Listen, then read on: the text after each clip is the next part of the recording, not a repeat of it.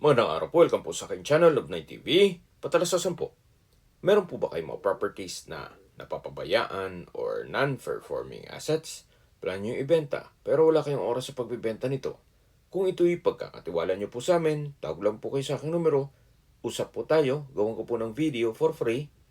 Yes, libre po, wala po kayong babayaran. Tutulungan po namin kayong mabenta ang inyong property.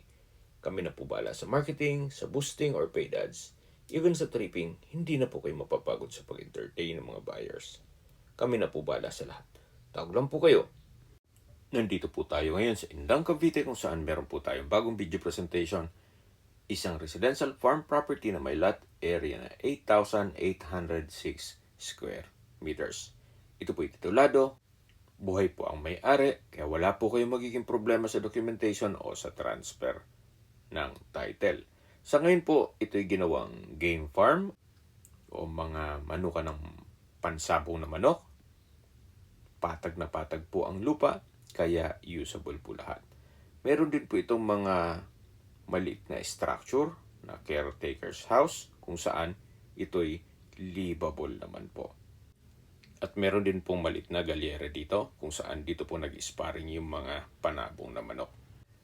Halos bago pa po ang bubong at dito naman po yung mismong bahay ng caretaker. Meron po itong banyo. Then ito po yung kwarto. May sliding glass window. Then may ceiling. So pintura lang po ang kulang dito.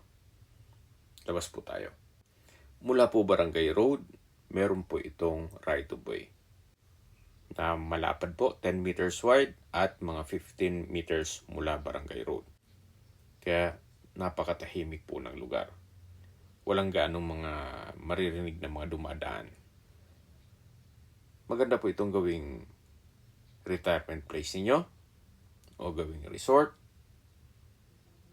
O kung mahilig kayong magsabong, patuloy nyo itong game farm. At tungkol naman sa mga manok, siguro pag-usapan nyo na lang ni owner kung pwede nyong isama. Mga 70 fighting cocks po ito. Then, dito po sa paligid ditong property ay meron pong mga fruit-bearing trees.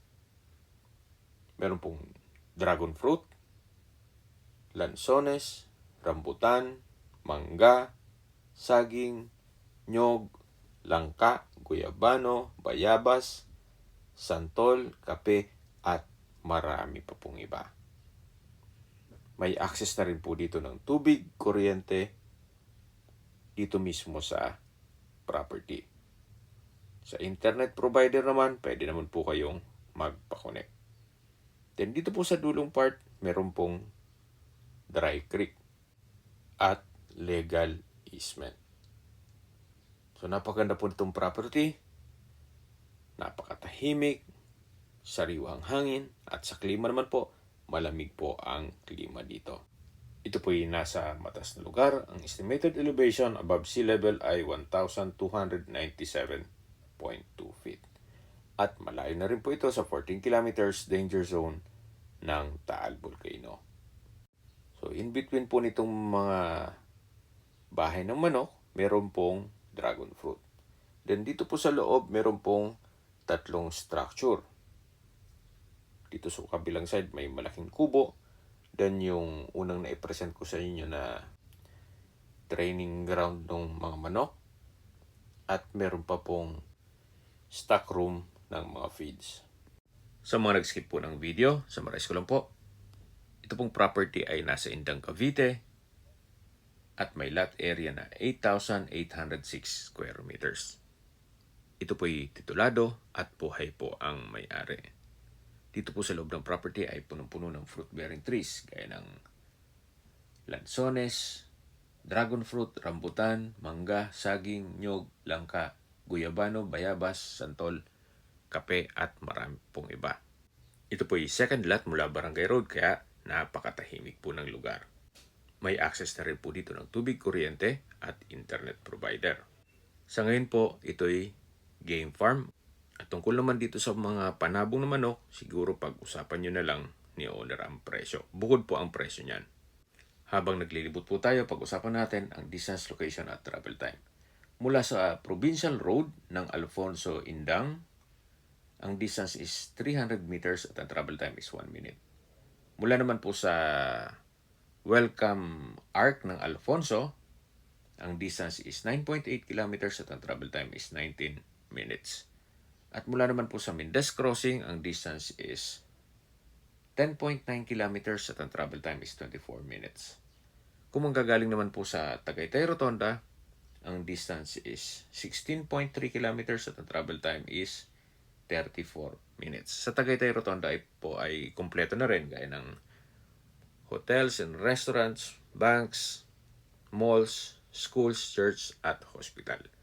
Yan po yung lagi kong binabanggit sa aking video na dapat nyo i-consider sa paghanap ng property, yung meron pong malapit na hospital. Hindi ko naman po sinasabing sakitin kayo. Yan naman po for emergency purpose lang naman.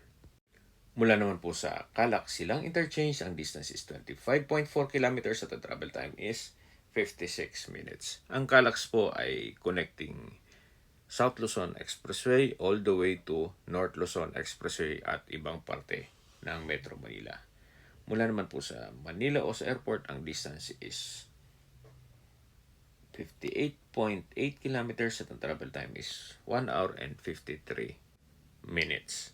Okay, sa presyo na po tayo. Binebenta po ito ni owner sa halagang 3,800 pesos per square meter. Kung may mga katanungan po kayo or gusto mo po set ng tripping dito sa property to, tawag lang po kayo sa aking numero. At sa mga kababayan naman natin nasa ibang bansa, meron po akong Telegram sa mga iPhone user man, may iMessage. Meron din pong Imo, Skype, Viber at WhatsApp. Same number lang po, 0917-316-3399. Sa mga nagtatanong naman po ng aming Facebook, meron po aming Facebook page na Nov9 TV at Facebook Reels video. Meron din pong TikTok at Instagram na Nov9 TV. Meron din po kami ibang YouTube channel na The Nov9 TV channel at AC Listings.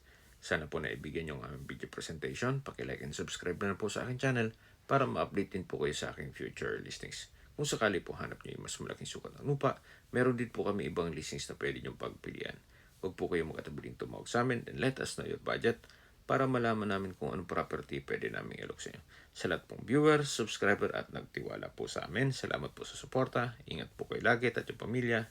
Maraming salamat po.